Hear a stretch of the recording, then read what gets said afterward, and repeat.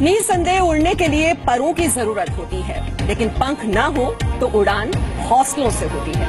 हमारी आज की पहली पॉजिटिव स्टोरी झारखंड के बोकारो से है, जहां एक नेत्रहीन शिक्षिका ब्रेल लिपि में कुरान लिखकर नेत्रहीनों के लिए प्रेरणा स्रोत बन चुकी है। संघर्ष करना पड़ा, लेकिन नफीस ने हार नहीं मानी। देखिए नफीस तरीन की ये पूरी कहानी।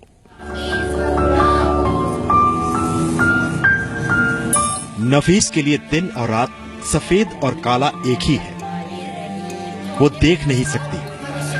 नफीस नेत्रहीन है। क्रिया के बनने का जल्दी दौड़ता है या फिर तेज दौड़ता है ना। आंखों में रोशनी नहीं होने का नफीस को अफसोस तो है, लेकिन परवाह नहीं, क्योंकि उसके पास हौसले की रोशनी है, हिम्मत का उजाला है।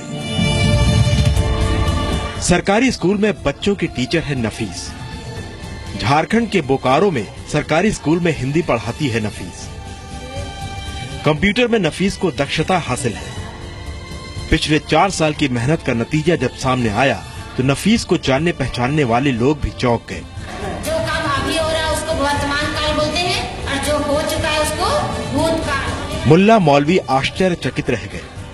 नफीस ने करीब 4 वर्षों की कड़ी मेहनत से कुरान के करीब 1000 पन्नों को ब्रेल लिपि में लिखकर सबको अपना कायल बना डाला। जानकारों की माने तो इससे पहले हिंदुस्तान में संपूर्ण कुरान को किसी ने ब्रेल लिपि में नहीं लिखा था। नफीस पूरे देश में आज चर्चा का विषय बनी हुई है। नफीस इस कामयाबी को मेहनत का नतीजा बताती है। बस नफीस की एक ही ख्वाहिश है, कोई मदद को हाथ बढ़ाए, ब्रेल कुरान को आम कुरान की तरह प्रकाशित कराने में साथ दे। कोई चाहते हैं कि अगर कोई संस्था हेल्प करे तो उसको फिर से हम दोबारा उसका दूसरा कॉपी भी बना सके। बोकारो में नफीस के सह शिक्षक कहते हैं कि प्रधानमंत्री मोदी ने विकलांग के लिए दिव्यांग शब्द दिया। वाकई नफीस दिव्य है। स्कूल में स्टूडेंट नफीस पर फिदा है।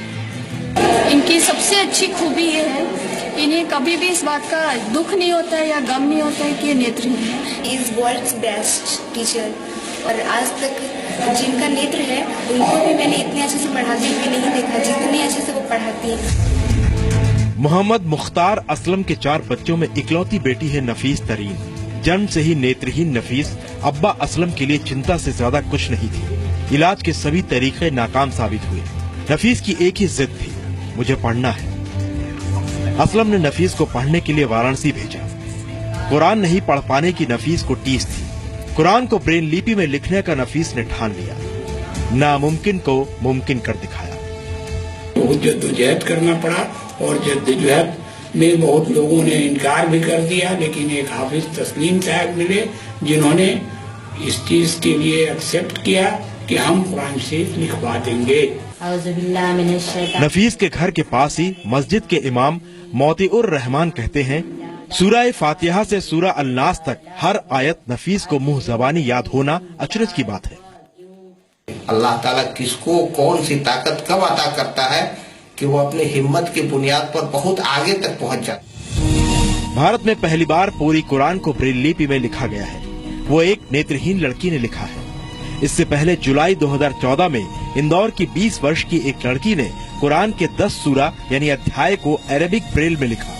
नवंबर 2014 में अलीगढ़ विश्वविद्यालय में कुरान पढ़ने के लिए ब्रेल तकनीक की शुरुआत हुई। कुरान में 114 सूरा है, जो पुरानी अरबी बोलचाल की भाषा में लिखी गई है। दुनिया भर में कुरान को 40 भाषाओं में लिखा जा चुका है, लेकिन कुरान की आयतों को लोग सिर्फ अरबी में ही उच्चारित करते हैं। अब तक पूरी दुनिया में सिर्फ 13 ऐसे देश हैं जहां कुरान ब्रेल लिपि में लिखी गई है। नफीस की मेहनत और लगन की बदौलत अब वो दिन दूर नहीं जब भारत 14वां देश होगा जिसके पास ब्रेल लिपि में कुरान होगी। अब नफीस को इंतजार है तो एक अदद मददगार की, जो कुरान के प्रकाशन में नफीस की मदद करे। मृत्युंजय मिश्रा, जी मीडिया, बोकारो। तो खुद की आंखों में रोशनी नहीं, लेकिन पूरे जहां को रोशन कर दिया है नफीस ने।